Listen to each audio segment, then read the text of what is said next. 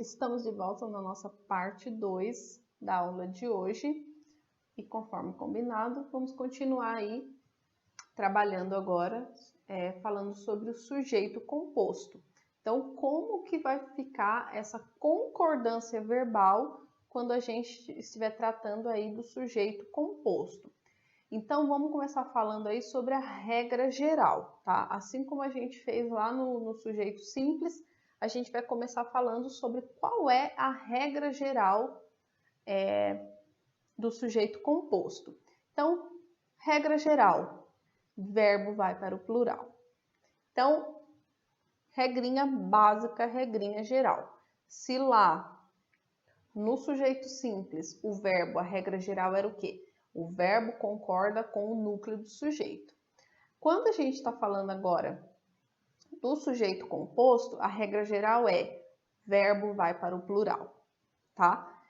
Então, lembrando o sujeito composto quando eu tenho dois ou mais núcleos, tá? Quando eu tenho um sujeito que tem dois ou mais núcleos. E a regra geral é que o verbo vai para o plural. Então, o verbo sempre estará no plural, exceto em alguns casos especiais, que aí é o que nós veremos no decorrer aí da nossa aula. Até o fim da aula a gente vai falar aí de todas as regrinhas, tá?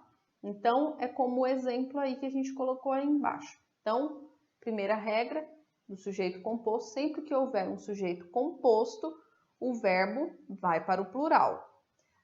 Aí nós vamos tratar de outros casos especiais, mas a primeira regra, a regra básica é essa, como no exemplo que coloquei aí para vocês. João e Maria foram passear no bosque. Então, eu tenho aí João e Maria, que é um sujeito composto, ou seja, de quem eu estou falando na oração. No entanto, esse sujeito, ele é composto por dois núcleos, João, Maria, tenho dois núcleos. E aí, nesse caso, João e Maria é como se fosse equivalente a dois, por isso que plural. Então, João e Maria foram passear no bosque. Então, nesse primeiro exemplo aí, a gente está aplicando essa regra geral, que é de que o verbo sempre vai para o plural. Então, é a primeira regra aí que a gente vai seguir. Agora, a gente vai falar, a gente viu a regra básica, a regra geral, básica. Agora a gente vai falar dos casos especiais, são aqueles casos, como eu já falei, excepcionais, né? São regrinhas a mais. Então, a primeira regrinha aí, quando os núcleos do sujeito são constituídos de pessoas gramaticais diferentes. O que acontece quando esses núcleos do sujeito são constituídos de pessoas gramaticais diferentes, ou seja, de classes gramaticais diferentes? Eu tenho um mesmo sujeito de classes gramaticais diferentes. O que vai acontecer? O verbo ficará no plural, só que aí nós vamos seguir uma ordem, certo? Uma ordem de prioridade. Qual seria essa prioridade? Primeira, segunda e terceira pessoa. Ai, como assim, professora? Vou mostrar aí no exemplo para vocês entenderem como que vai funcionar, tá? Então, no exemplo aí, ó. Eu e ele nos tornaremos amigos. Então, qual é a ordem de prioridade? Primeiro, primeira pessoa. Depois, segunda pessoa. Depois, terceira pessoa. Certo? E aí, no caso, singular ou plural. Então, aqui, ó, vocês vão perceber que a gente vai seguir a regra, mas eu tô falando da flexão não necessariamente do plural. Nós estamos falando dessa flexão de pessoa, tá? Porque o verbo ele fica no plural, mas vocês lembram que lá no começo, quando eu falei da concordância verbal, ele concorda em número e pessoa, né? Não foi o que eu falei para vocês? Então ali, ó, eu, primeira pessoa do singular, ele, terceira pessoa também do singular. Então, eu e ele nos tornaremos, tá? Aí, esse caso, o verbo vai ficar o quê? Na primeira pessoa do plural. Então, ele vai seguir a ordem de prioridade, que é a primeira pessoa, mas mesmo assim, ficará no plural, tá? Que vai seguir aí a primeira regra, a regra básica do sujeito composto, da concordância verbal do sujeito composto, tá? Então, ó, como eu acabei de falar aí, tá na anotaçãozinha aí no slide que eu passei, tô mostrando aqui para vocês. O verbo ficou na primeira pessoa porque esta tem prioridade sobre a terceira pessoa, tá?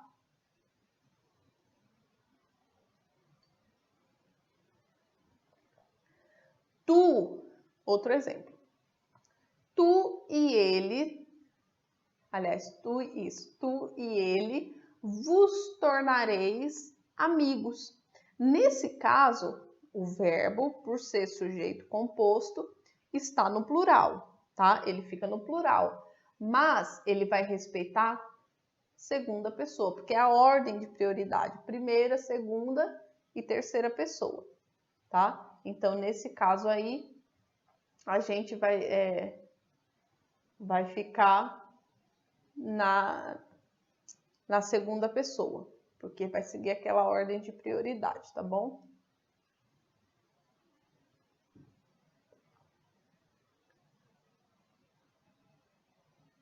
E aí, a mesma explicação, o verbo ficou na segunda pessoa, porque essa tem prioridade sobre a terceira, tá?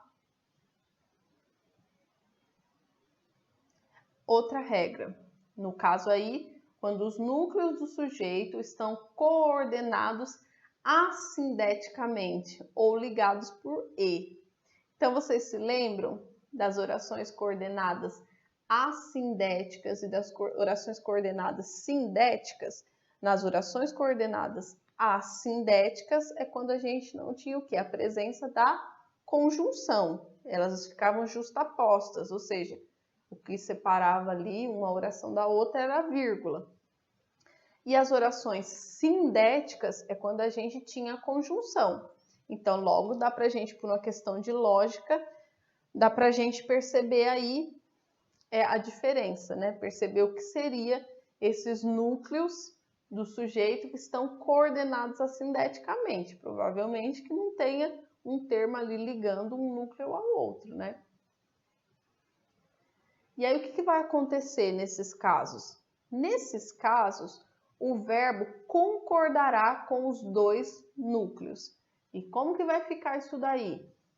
Ó, e aí lembrando, quando não tem o termo ou quando a gente usa o E também, tá? Então, a jovem e a sua amiga seguiram a pé. Então, gente, olha, é basicamente aí a regra geral. O verbo no plural, tá? A gente só vai ter que se atentar mesmo, como no caso lá anterior, em relação à regrinha lá da pessoa, primeira, segunda pessoa. Então, se eu tenho um sujeito composto, um na primeira pessoa e o outro na segunda, então o verbo ficará no plural, mas na primeira pessoa. Se eu tenho se eu tenho um sujeito composto, onde um está na segunda pessoa, um na terceira, então o verbo fica no plural, mas na segunda pessoa, e assim por diante. Então, aqui a mesma coisa, tá? Então, a regrinha básica aí do sujeito composto, que o verbo fica na maioria das vezes aí no plural. Percebam que todos estão no plural. Você só vai precisar adequar mesmo a pessoa aí do discurso. Mas de resto, bem simples, né? Não tem nem o que sofrer aqui nesses casos.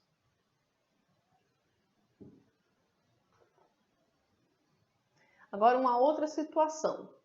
Se o sujeito estiver pós-posto, permite-se a concordância por atração com o núcleo mais próximo. Então, falando assim, também soa estranho. O que seria esse sujeito pós-posto? Já veremos. Seguiria a pé a jovem e a sua amiga. Por que pós-posto? Porque normalmente o sujeito ele vem no começo da oração. Mas nesse exemplo, o sujeito, ele está no fim da oração. Por isso que a gente fala que é pós-posto, é pós, né? Então, percebam que houve uma inversão da ordem aí do sujeito. Então, a gente vai seguir o quê? A questão da proximidade. Então, é o primeiro caso aí que a gente vai ter o verbo no singular, até agora, né? Então, seguiria a pé a jovem e sua amiga. Então, a gente, nesse caso, quando o sujeito ele é pós-posto, ou seja, ele vem fora do seu local ali habitual, aí a gente vai seguir uma concordância por proximidade. Então, o que está mais próximo aí, o sujeito o núcleo do sujeito que está mais próximo do verbo é jovem, por isso que ficou no singular, tá? Então, seguiria a pé a jovem e a sua amiga, tá?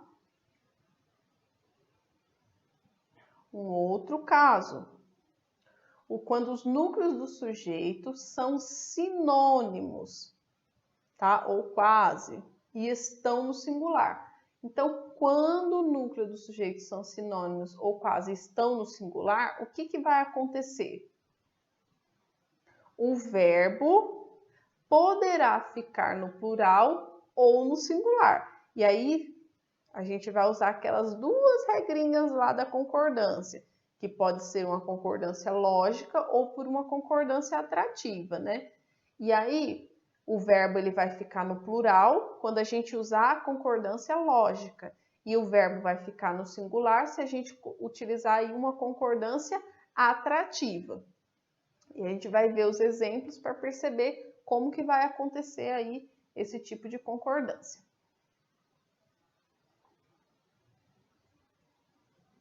Deixa eu só... Então, aí, ó, no primeiro caso, a gente vai usar aí a nossa concordância lógica, né? Que é aquela da regra geral, que quando eu tenho o sujeito composto, a gente coloca o verbo no plural, certo? Então, angústia e ansiedade não o ajudavam a se concentrar. Mas, nesse segundo exemplo, angústia e ansiedade não o ajudava. A gente está usando uma concordância atrativa. Por quê? Porque é o núcleo que está mais próximo do verbo, que é a ansiedade, que está no singular, tá? Mas aí, lembrando mais uma vez que é facultativo essa situação. Vocês podem ou não permanecer o verbo no singular ou fazer a flexão aí e esse verbo ir pro plural, tá? Então, facultativo. Vocês podem optar por uma das duas formas, certo?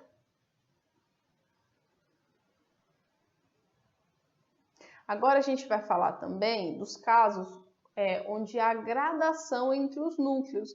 Vocês lembram que a gente trabalhou a gradação? Nasceu, cresceu, morreu, ou seja, é algo gradativo. A gradação, ela também acontece no núcleo. Aliás, também acontece nos sujeitos. E aí, quando os núcleos do sujeito representam algum tipo de gradação, tá? E o que acontece quando houver esse tipo de gradação no sujeito? Que daí eu vou mostrar no exemplo para vocês como que funciona essa gradação. Nesses casos, o verbo pode concordar com todos os núcleos, que é aquela regra lógica, né? A concordância lógica, ou apenas com o núcleo mais próximo. Seria ali a concordância atrativa, né? Que a gente já viu. Então, olha só. Uma palavra, um gesto, um olhar. É como se fosse algo gradativo. Então, primeiro isso, depois aquilo, né? Então, ó, uma palavra, um gesto, um olhar bastavam. Então, nesse caso, nesse primeiro exemplo, a gente está usando aquela regra básica, aquela regra geral do sujeito composto, da concordância verbal do sujeito composto, onde o verbo fica no plural, não é essa a regra geral? Já no segundo exemplo, uma palavra, um gesto, um olhar bastava. Aí lá em cima a gente conhece como a regra lógica, né? Está seguindo aquela regra geral.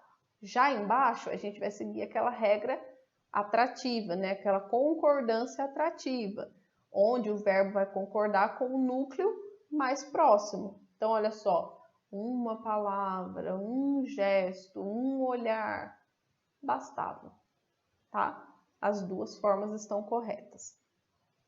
Vocês podem seguir qualquer uma das duas, que vai dar bom das duas formas, tá? Então, vamos lá. Agora, nós vamos falar dos casos quando os sujeitos forem resumidos por nada, tudo, ninguém. Então, nesses casos, o que acontece com o verbo? O verbo concordará com o aposto resumidor. Nós também já aprendemos o que é o aposto. O aposto é uma explicação, né? Então, olha só. Os pedidos, as súplicas, o desespero, nada o comoveu.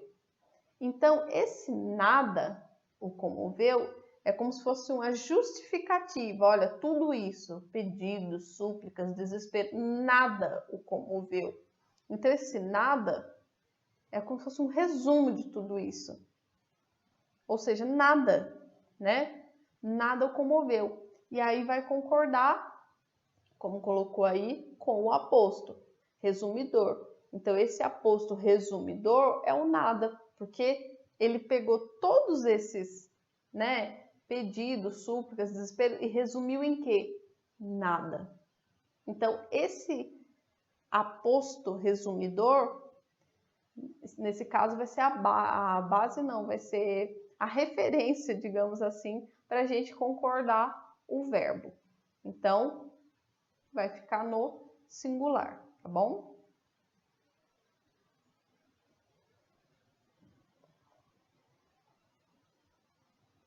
Agora, nós vamos ver um outro caso, que é quando o sujeito for constituído pelas expressões um e outro, nenhum e nem outro.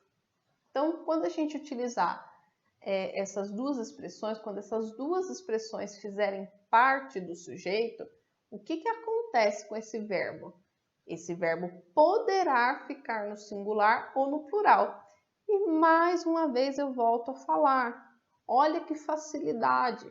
Então, quer dizer, a gente não precisa nem ficar sofrendo demais, porque na maioria dos casos a gente vai poder usar tanto no singular quanto no plural. Na maioria dos casos, é uma regra ou outra aí que vai especificar se é plural ou se é singular. Mas na maioria dos casos a gente consegue usar das duas formas, tá? Ou a gente consegue simplesmente usar a regra geral, tanto do sujeito simples quanto do sujeito composto. Então, lá no sujeito simples, qual era a regra geral? O verbo concorda com o núcleo do sujeito. No sujeito composto, o verbo vai para o plural. Então, basicamente, a gente vai seguir essa regra, tá? E vamos continuar aí seguindo com as demais, né? Com os casos especiais, que é a forma como a gente está tratando essas outras regrinhas aí da concordância verbal. Então, como foi falado aqui, que o verbo, no caso, quando houver essas expressões, o verbo poderá ficar no singular ou no plural. Então, um e outro, então a gente pode usar tanto dessa maneira, um e outro já veio, ou a gente pode usar um e outro já vieram. Então, percebam, das duas formas, correto, tá? Então, a gente vai poder usar das duas maneiras, e as duas maneiras a gente vai considerar como adequado, tá?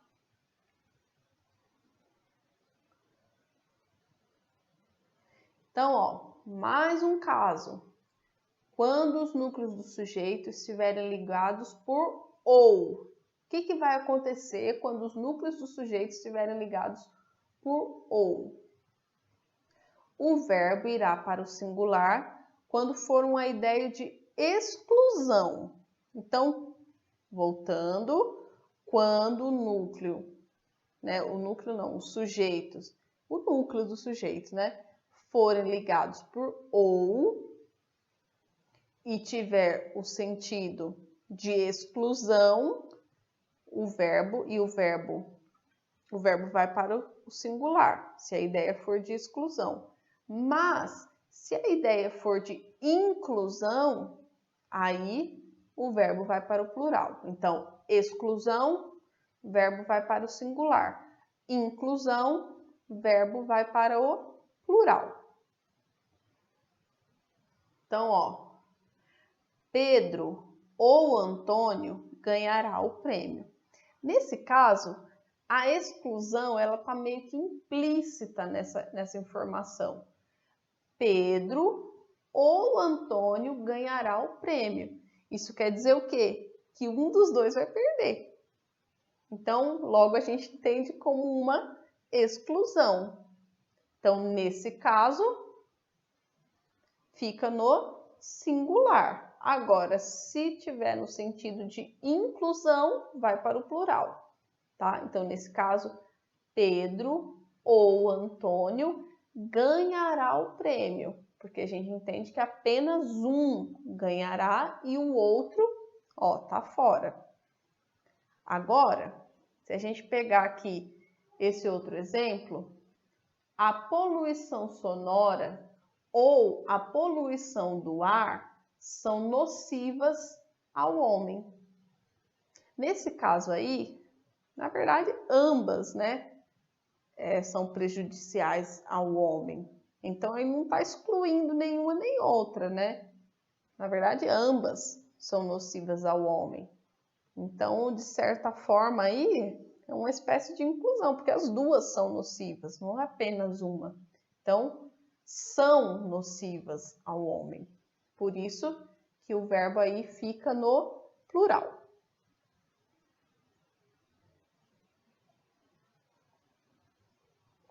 Agora, um outro caso, quando os sujeitos estiverem ligados pelas séries correlativas, ou seja, quando a gente usa aquela expressão de tanto isso como isso aqui, ou assim como, não só. Então, quando a gente usar essas expressões também, o que vai acontecer?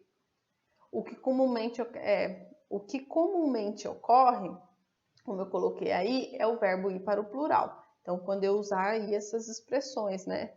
Tanto isso como aquilo, assim como, tá? Então, o verbo vai para o plural e aí a gente segue aquela regrinha geral do sujeito composto. E aí, só um adendo, tá? Que embora o singular seja aceitável, se os núcleos estiverem no singular. Então, o correto é ir para o plural, mas ainda assim o singular é aceitável. Então, quer dizer que o singular também estará correto, contanto que o núcleo, aliás, os núcleos estejam no singular. Então, vamos ver o exemplo aí. Então, olha o exemplo que coloquei aí para vocês. Tanto Erundina quanto Collor perderam as eleições municipais em São Paulo. Então, tanto um quanto o outro.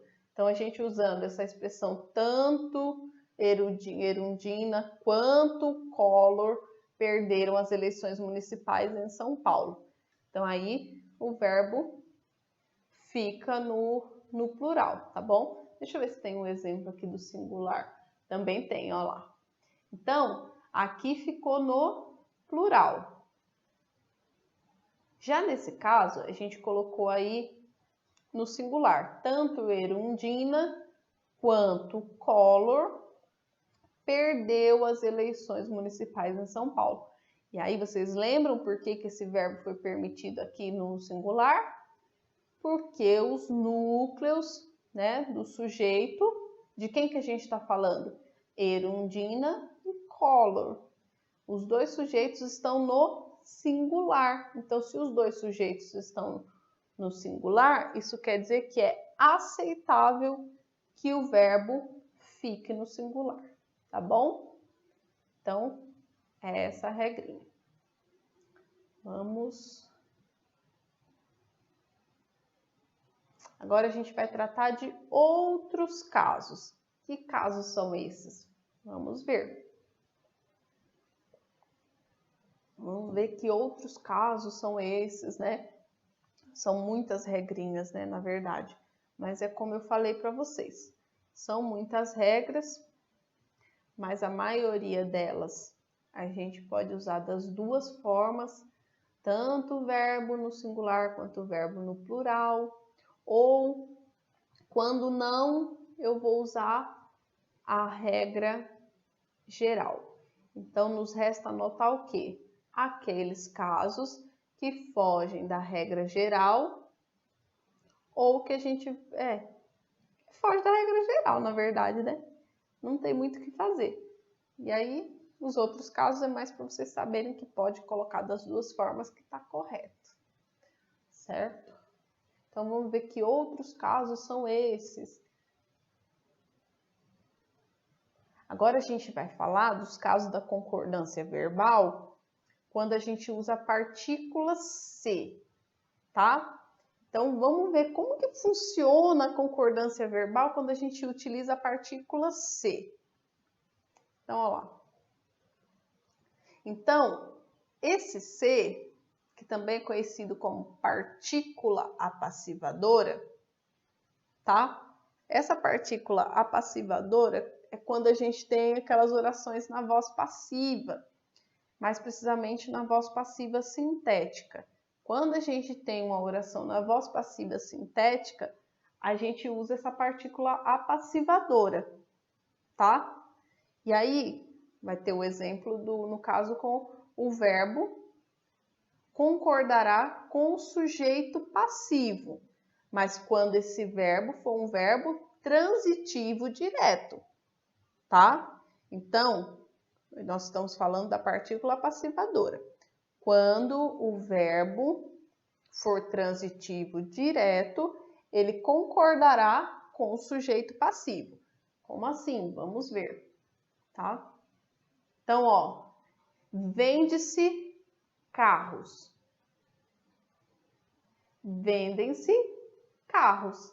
Então, nesse caso aí, percebam o se, que é a partícula passivadora, nós aprendemos lá quando a gente aprendeu vozes verbais. Quando nós aprendemos vozes verbais, a gente aprendeu que as vozes verbais são voz ativa, voz passiva e voz reflexiva.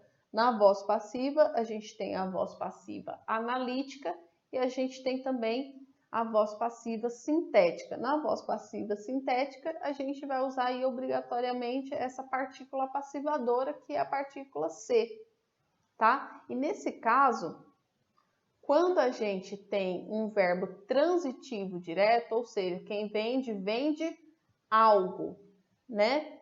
Então, quem vende, vende algo. Quer dizer que esse verbo precisa de complemento e que o complemento desse verbo é um objeto direto.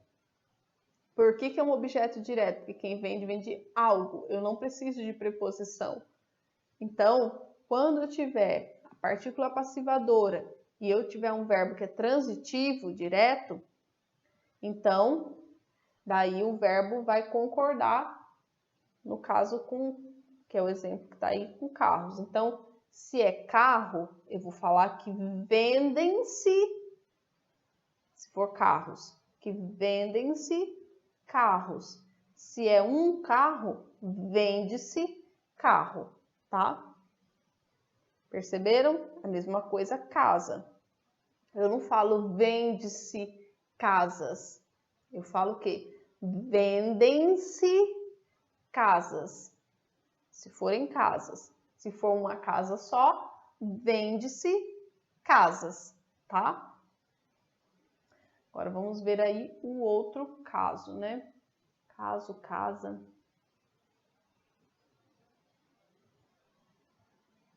A gente tem um outro caso do se, que é quando ele representa o índice de indeterminação do sujeito, tá? Então, nesses casos, o verbo ficará obrigatoriamente no singular, mas quando esse verbo for transitivo indireto. E aí ele ficará obrigatoriamente no singular. Como assim? Vamos ver aqui no exemplo. Ó, precisa-se de secretárias. Então, nesse caso, a gente tem aí o verbo precisa, mas quem precisa, precisa de algo. Então, esse verbo é transitivo, porque ele precisa do quê? De um complemento. E ele é um verbo transitivo indireto, porque esse complemento é ligado por meio de uma preposição. Então, mesmo caso de precisa, quem precisa, precisa de algo. Quem confia, confia em alguma coisa, em alguém, tá? Então, são dois verbos aí que são verbos transitivos indiretos, tá? E aí, qual é a regra nesses casos? Porque é índice de indeterminação do sujeito, porque você não sabe, né? Quem que precisa? Não sei, precisa-se de secretária. Então, nesses casos aí, o verbo sempre ficará no singular, tá? Esse verbo não é como acontece lá no vendem-se casas, porque ali eu tenho um verbo transitivo direto. Nesse caso, o verbo é transitivo indireto, há uma indeterminação do sujeito, né? Certo? Vamos para o próximo exemplo. Agora, a gente vai falar sobre a concordância do verbo ser. Como que funciona aí a concordância do verbo ser? Como que a gente faz para concordar o verbo ser? Vamos ver como que funciona isso daí. Então, quando em predicados nominais o sujeito for representado por um dos pronomes tudo, nada, isto. O que vai acontecer quando em predicados nominais o sujeito for representado por um dos pronomes tudo, nada, isto? O que vai acontecer? O verbo ser ou parecer, que no caso aí, esse verbo ser, parecer, nós estamos falando, lembra, de predicado nominal. Predicado nominal, lembra da estrutura do predicado nominal? Ele vai ter um verbo de ligação e vai ter o predicativo do sujeito, porque o núcleo do predicado é um nome, tá? Por isso que é predicado nominal. Então, nesses casos, o verbo ser e parecer são verbos de ligação. E aí, o que vai acontecer nesses casos? Esses verbos concordarão com o predicativo e não com o sujeito, tá? E aí, como que vai ficar isso daí? Como é que vai funcionar? Vamos ver. Tudo são flores. Então, esse verbo ser, esse são, primeiro que a gente tem aí um predicado nominal, né? Porque o núcleo desse predicado é um nome, tá? E não um predicado verbal. Porque para existir o predicado verbal, a gente tem que ter um verbo transitivo ou um verbo intransitivo. Nesse caso aí, eu tenho um verbo de ligação, que tem a função simplesmente de conectivo. Ele só conecta, o predicativo ao sujeito, tá? Então, o sujeito aí, tudo são flores. Então, nesse caso, vai concordar, o verbo vai concordar com o predicativo, que no caso, flores. Então, flores está no plural, obviamente, seguindo a regra, o verbo também ficará no plural. A mesma coisa que acontece no segundo exemplo. Aquilo parecem ilusões. Mais uma vez, aí a gente tem o predicativo, que está no plural, ilusões, o verbo vai concordar com o predicativo do sujeito. Então, o verbo ficará no plural, tá? Muito fácil. Então, essas regrinhas aqui, isso aqui é bacana vocês anotarem, porque eu acredito que vocês não... Pode ser que vocês saibam, pode ser que não, mas eu acredito que a maioria das pessoas não se atentam a essa regra. Então, isso aqui é bacana vocês terem anotado aí, para não se perder, para não se confundir. Isso aqui é legal, tá? Outra regrinha aí para o verbo ser. Verbo ser concordará com o predicativo quando o sujeito for os pronomes interrogativos que ou quem. Então, olha aí, mais um caso onde o verbo vai concordar com o predicativo do sujeito. Então, olha, isso é realmente uma exceção, porque na maioria dos casos a gente falou de regras onde o verbo concordava com o sujeito. Nesse caso, não, a gente está falando de exceções. A gente está falando do quê? De casos onde o verbo está concordando com o predicativo e não com o sujeito, tá? Então, a gente tem aí exceções. Então, ó, quando o sujeito for pronomes interrogativos que ou quem, o verbo concordará com o predicativo. Então, ó, que são gametas? Tá vendo? O que, no caso tá como o exemplo que falou aqui, né? O sujeito for pronomes interrogativos, então esse que tá como pronome interrogativo. Que são gametas? E aí a gente tem gametas, que está no plural, e o verbo vai concordar com o predicativo do sujeito. A mesma coisa acontece lá embaixo, ó. Quem foram os escolhidos? Mais uma vez, escolhidos está no plural, logo o verbo está concordando com o predicativo do sujeito, tá?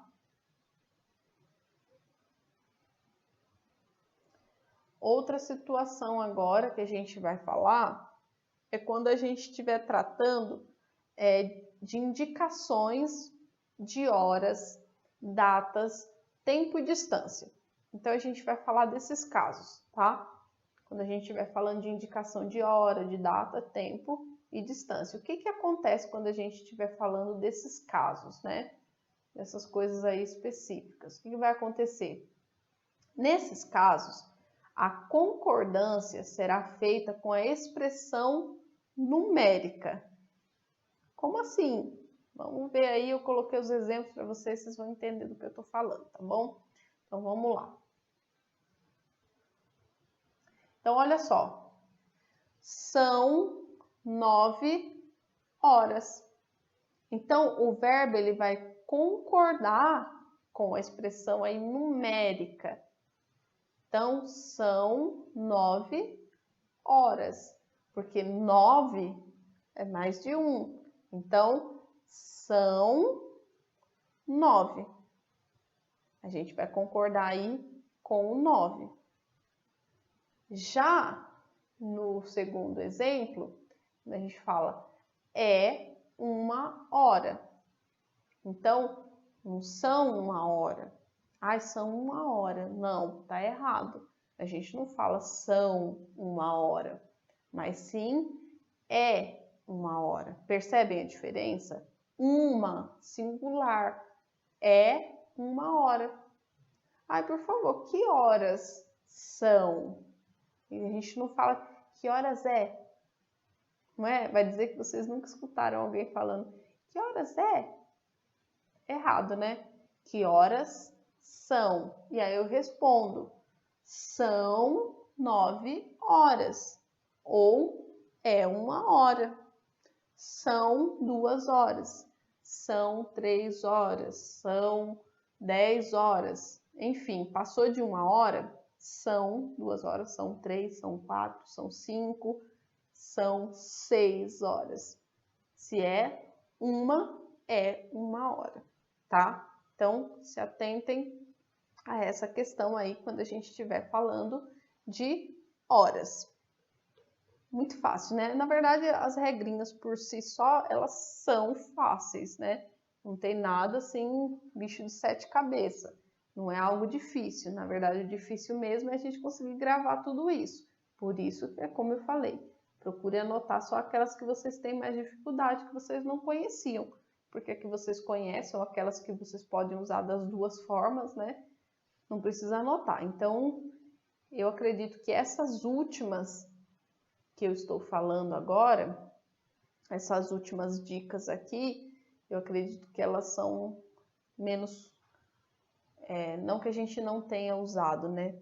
Não que vocês nunca tenham usado. Vocês até devem ter usado todas essas regras, mas talvez não de maneira consciente. Não porque vocês sabiam que a regra era essa, mas talvez por conta do uso, tá bom?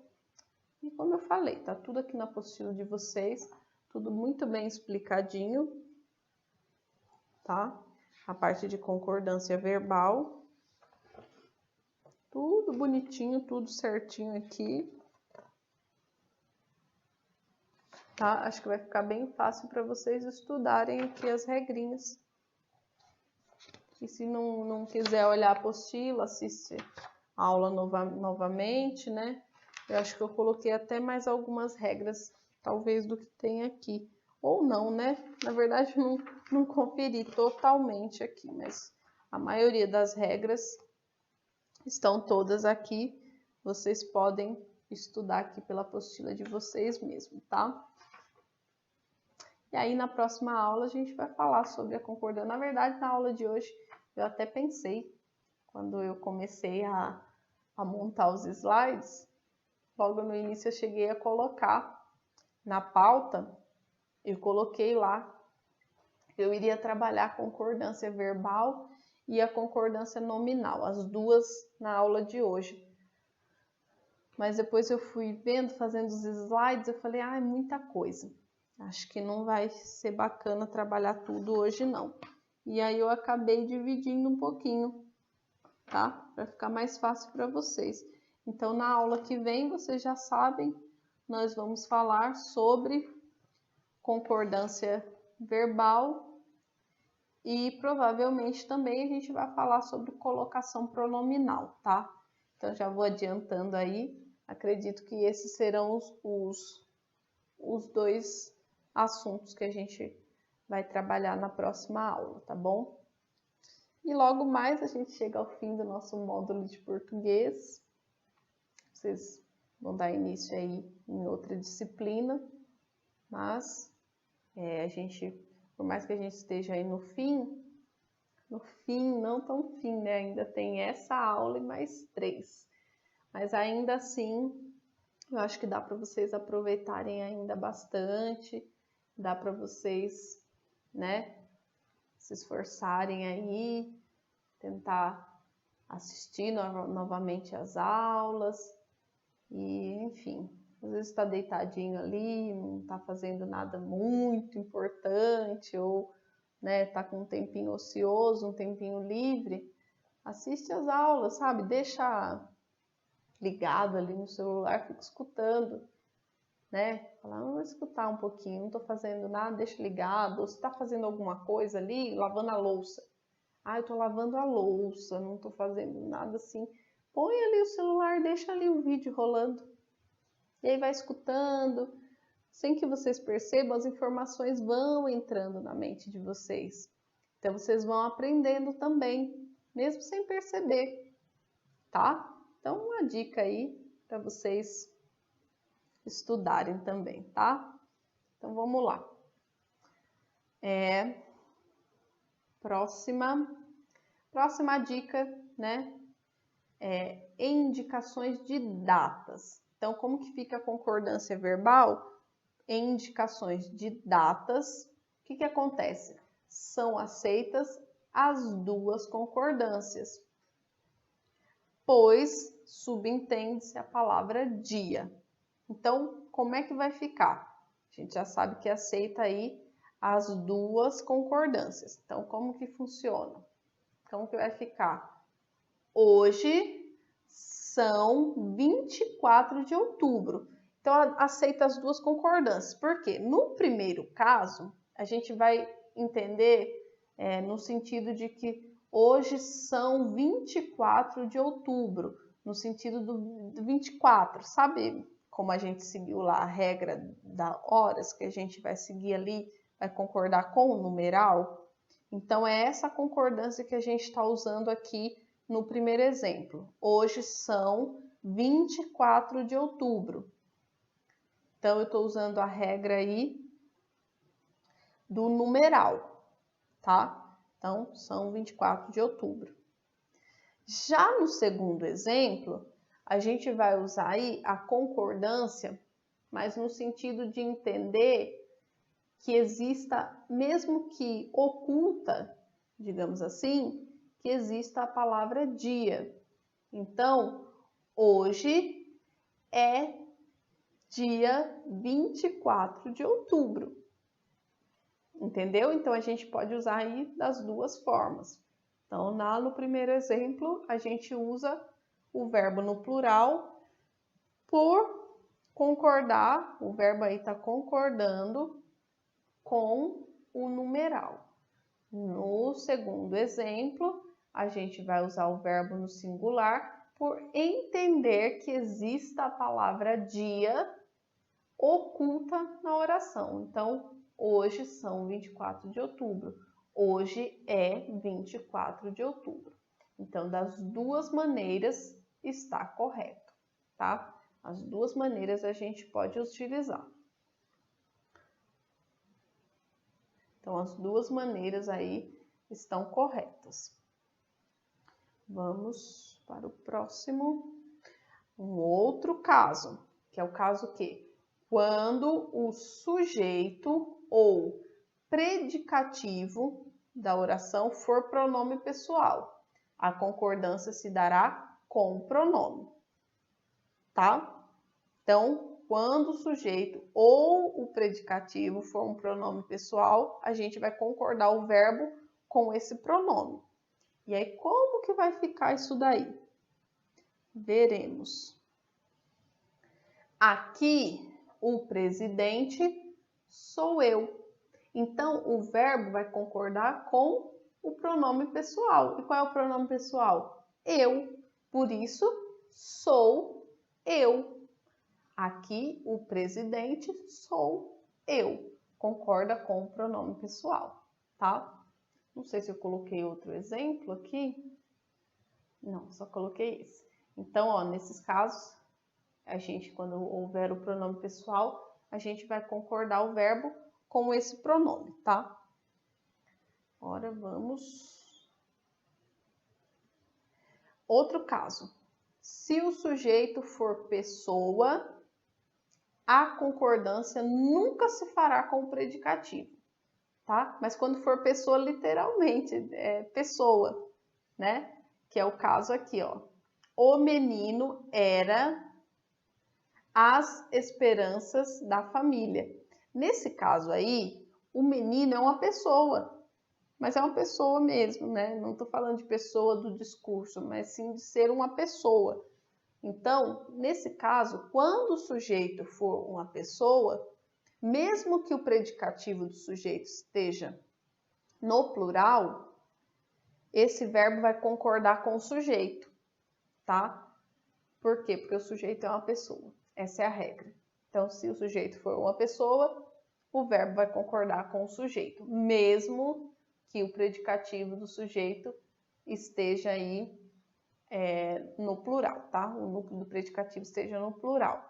Mesmo que pareça estranho, mas essa é a regra, tá? Então, o menino era as esperanças da família. Então, não vai ficar o menino eram as esperanças da família. Não, ele era as esperanças da família, tá?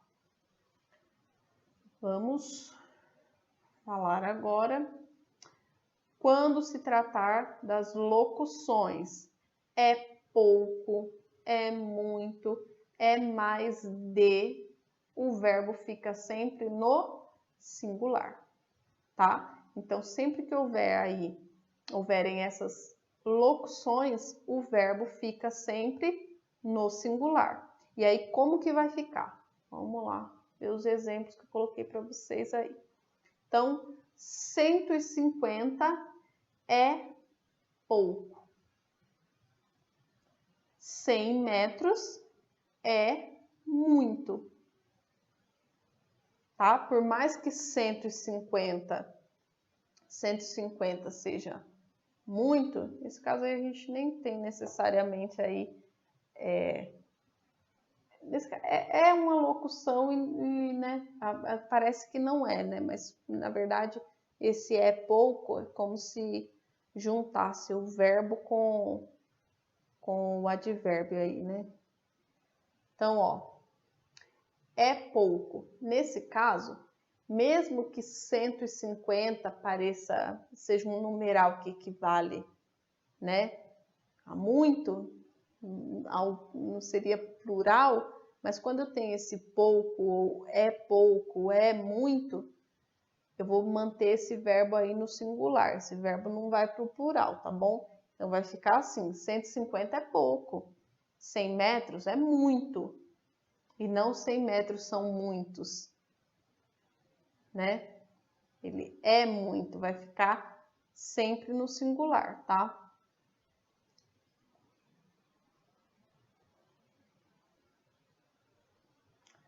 Então agora, ó, nós terminamos a parte de concordância verbal.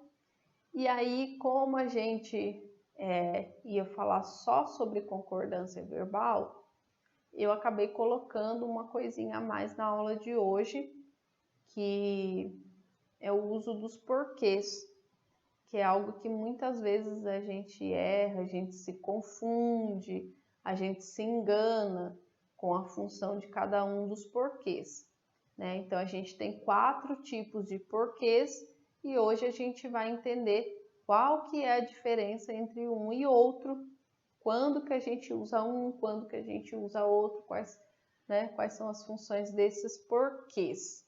Vou tentar explicar para vocês assim de uma maneira bem simples, de uma maneira que vocês entendam, que vai facilitar a vida de vocês, porque essa é a ideia, facilitar. Porque às vezes a gente explica, mas a maneira que a gente explica dificulta um pouco o entendimento. Então eu vou tentar explicar de um jeito que fique fácil para vocês entenderem, né? E uma outra coisa que eu quero fazer até o fim do módulo de português, eu ainda não expliquei para vocês algumas situações, algumas diquinhas, sabe? Assim, por que que usa o A com H e o A sem H, sabe? Essas, assim como os porquês, ou mal com U e mal com L, né? Essas regrinhas assim, que às vezes a gente não dá tanto valor, mas que elas são importantíssimas, né? Que a gente confunde bastante quando a gente vai escrever, quando a gente, né? Então, vou trabalhar com vocês também, vou me organizar para até o final do módulo de português eu trabalhar bastante regrinhas. Então, hoje eu achei que não daria tempo de falar de outras coisas, eu coloquei aí então só a concordância verbal e o uso dos porquês. Acredito que hoje também a gente não vai conseguir fazer a correção dos exercícios, que na verdade eu coloquei para vocês, na verdade já tem as respostas. Quando vocês respondem os exercícios, vocês respondem e já tem as respostas, né? E em algumas questões, quando eu acho necessário, assim, eu coloco também o feedback, a explicação da questão, tá bom? Vai ficar mais fácil para vocês entenderem. Então, vamos lá. Como eu estava falando, hoje eu não vou fazer a correção. E também porque eu vi que o texto que eu coloquei foi interpretação textual, bem facinho, bem bacaninha. Acho que não estava difícil de fazer. Então, ó, quem não está fazendo as atividades, façam exercícios. Terminando a aula de hoje, ó, tá vendo? Por isso que eu falei para vocês, para não fazer o exercício lá naquele intervalinho da primeira parte do vídeo. Por quê? Porque o exercício era sobre os porquês. Era não, é sobre os porquês. Então, como que vocês iam responder antes de ter a aula, né? Antes de eu explicar para vocês o uso dos porquês. Então, tem uma formiguinha na minha água. Não consegui tomar. Então, vamos lá. Uso dos porquês. Então, o que diferencia um porquê do outro? Vamos ver isso agora, tá? Então, nós vamos começar com o porquê junto e sem acento. Esse porquê junto e sem acento, eu vou ensinar uma forma muito fácil. Primeira regra é o quê? Esse porquê junto e sem acento, a gente vai usar em explicações. Então, na maioria dos casos, a gente vai usar em explicações. Então, o que eu faço para eu identificar esse porquê? Maneira mais fácil, dica valiosíssima. Troca por pois. Se eu trocar esse porquê na frase pela palavra pois, é sinal de que esse porquê é junto e sem acento. É papum, tiro e queda, funciona, que é uma beleza. Então, façam esse teste que vocês vão ver que funciona. Se trocar pelo pois, é o porquê junto e sem acento, tá? Porque o porquê junto e sem acento a gente utiliza aí em explicações, né? Em frases explicativas. Então, ó, como o exemplo que eu coloquei aí, coloquei 2 exemplos para vocês. Choro porque machuquei o pé, tá? E aí eu posso trocar esse porquê, junto e sem acento, pela palavrinha pois. Choro, pois machuquei o pé. Tá vendo como encaixa aí certinho no lugar do porquê? Então, sempre que o pois puder ser substituído pelo porquê ou vice-versa, sempre que o porquê puder ser substituído pelo pois, o Google escutando aqui o que eu estou falando já quer responder, né? Daqui a pouco ele dá aula por mim.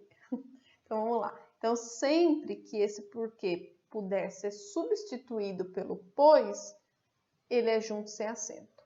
Olha o segundo exemplo aí. Ela não foi à escola porque estava chovendo. Então, ela não foi à escola pois estava chovendo. Esse porquê junto e sem acento, mais uma vez, pode ser substituído pela palavra pois. Se pode ser substituído pela palavra pois, então porquê junto e sem acento. Fácil, só substituir pelo pois, não tem erro, tá? Depois, nós vamos ver agora o porquê separado e sem acento. Nesse porquê separado e sem acento, eu vou trocar por qual razão, por qual motivo. E aí a gente usa em frases, normalmente em frases interrogativas diretas, né? Então, ó, esse porquê separado e sem acento, a gente sempre pode substituir por qual razão, por qual motivo. E olha o exemplo aqui, vou mostrar para vocês como funciona também. Se aquele a gente usou o pois para substituir, então é só colocar pois igual porquê junto e sem acento.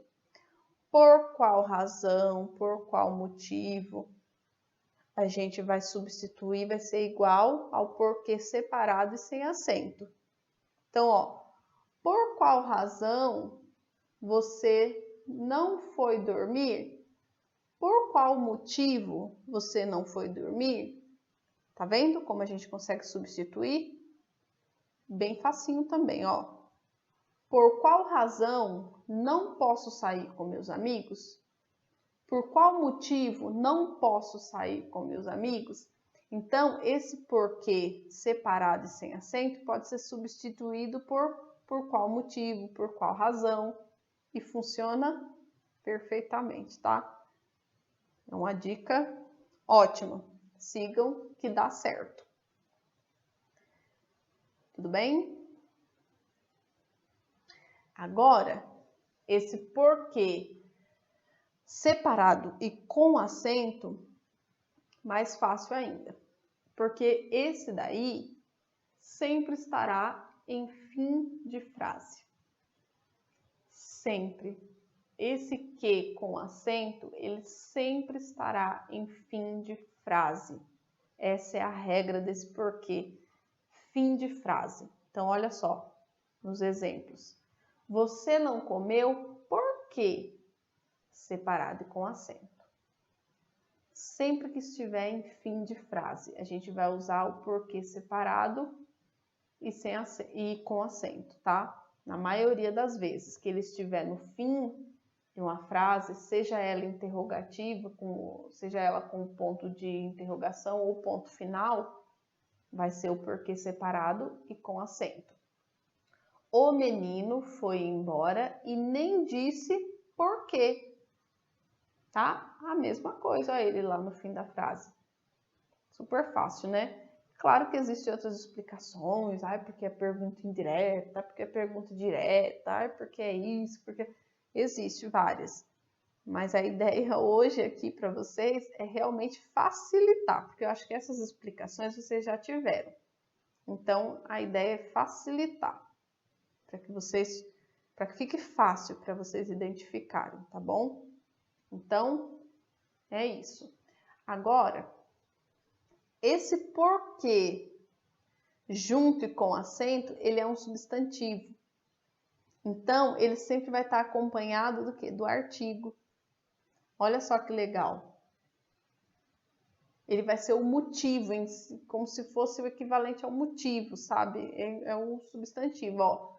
Todos riam muito e ninguém me dizia o porquê. É como se ele fosse equivalente, me dizia o motivo, né? Então, ele tá aí como um substantivo. Então, sempre que vocês virem aí na frase o artigo antecedendo, ou seja, antes desse porquê, sempre que houver o artigo antes do porquê, ele vai ser junto e com acento. Fácil, né? Muito fácil.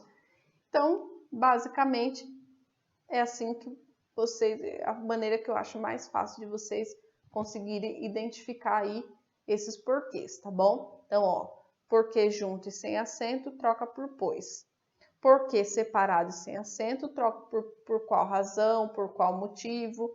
Porquê separado e com acento, fim de frase. Porquê junto e com acento, sempre, na maioria dos casos, acho que sempre nós teremos aí a presença do artigo antes do porquê. Então, ó, bem fácil, fica muito mais fácil para vocês identificarem os porquês seguindo essas dicas, tá?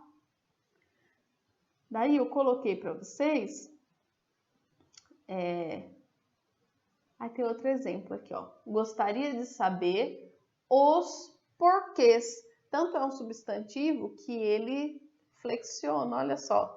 Pode ser porquê no singular e porquês no plural. Então, gostaria de saber os porquês. É como se ele fosse equivalente a motivos. Gostaria de saber os motivos de ter sido mandado embora, tá? Então, nesse caso, esse porquê aí está como um substantivo, tá?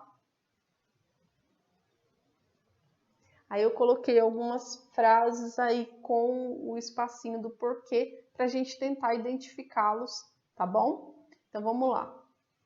Não se sabe o porquê de os jornalistas terem baixa formação. Nesse caso aí, o que a gente tem antes do porquê? O o. E esse o é um artigo definido. Logo, a gente já sabe que o que vem aí depois é um substantivo. Então, não se sabe o motivo de os jornalistas terem baixa formação. Se é o substantivo, então, esse porquê junto e com acento, tá? Depois o próximo. Os jornalistas tinham baixa formação, por quê? Olha o porquê no fim da frase. Se esse porquê está no fim da frase, então quer dizer que esse porquê é separado e com acento. Os jornalistas tinham baixa formação porque não havia cursos especializados. Então, os jornalistas tinham baixa formação, pois não haviam cursos especializados. Pois, eu consigo trocar esse porquê por pois. Então, porquê junto e sem acento. E por último aqui, né? Não se sabe por que os jornalistas tinham baixa formação. Não se sabe por qual razão, por qual motivo os jornalistas tinham baixa formação. Então, nesse caso aí, eu tenho o porquê separado e sem acento, justamente por se tratar aí dessa substituição, da gente conseguir fazer essa substituição do por qual razão, por qual motivo. Então, porquê separado e sem acento. Muito fácil, né? Então, é isso. Terminamos a aula de hoje. Espero que vocês tenham não necessariamente gostado, porque a gente sabe que essas regrinhas às vezes é um pouco cansativa ou muito cansativa, né? Elas são bem cansativas, mas necessárias, né? Então, espero que vocês tenham gostado. Agora que a gente terminou de falar sobre os porquês, vocês podem fazer os exercícios, tá? E espero que vocês tenham conseguido entender, que tenha ficado mais fácil, mais claro, tá bom? Agradeço, tá? Deixo meu obrigada aí para vocês e a gente se vê sábado que vem, tá? Lembrando que hoje, sábado, das 12 às 13, temos plantão. Então, tem dúvida? Envia no plantão que a gente, né, no caso eu, responderei para vocês, tá bom? Obrigada, tenham um ótimo final de semana, um bom descanso depois dos exercícios, tá? E não deixem de fazer a lição de casa, certo? Para ver se vocês entenderam bem aí essa questão da concordância. Já tem lá o gabarito, então vocês vão conseguir responder e já ver se vocês aprenderam, se vocês estão conseguindo fazer direitinho, tá bom? Obrigada e até a próxima aula. Bom descanso, bom restinho de final de semana para vocês. Tchau, tchau, até a próxima.